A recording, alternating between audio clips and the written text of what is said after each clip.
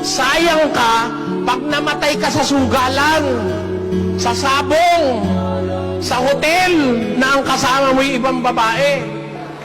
Sayang ka. Kailan ka hindi sayang?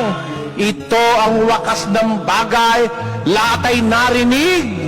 Ikaw ay matakot sa Diyos at sundin mo ang kanyang mga utos, sapagkat ito ang buong katungkulan ng tao.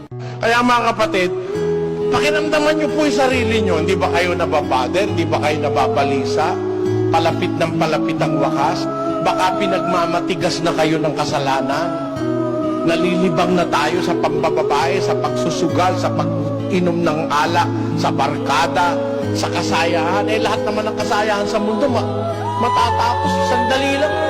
Nagbibili ka ng panandaliang aliw. Alin ba namang aliw dito sa mundo na hindi panandalian? Tayo nga, matatapos din tayo Pero dapat bago tayo matapos, malaman muna natin kung anong dapat natin maging katapusan.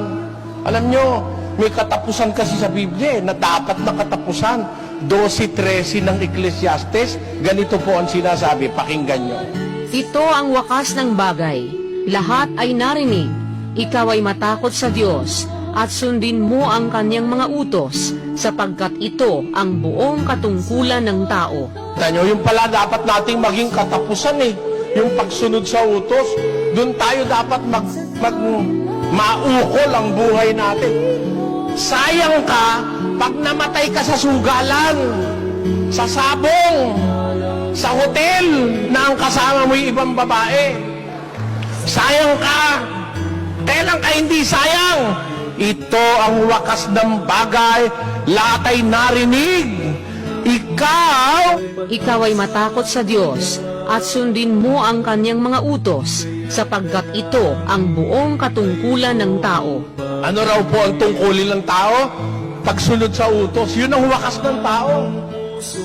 Yun ang karapat-dapat niyang wakas. He must end there. At hindi siya sayang. Makabuluhan ho ang ating pagiging tao. Kailan pamat na sunod natin ang utos at kalooban ng Diyos para sa atin.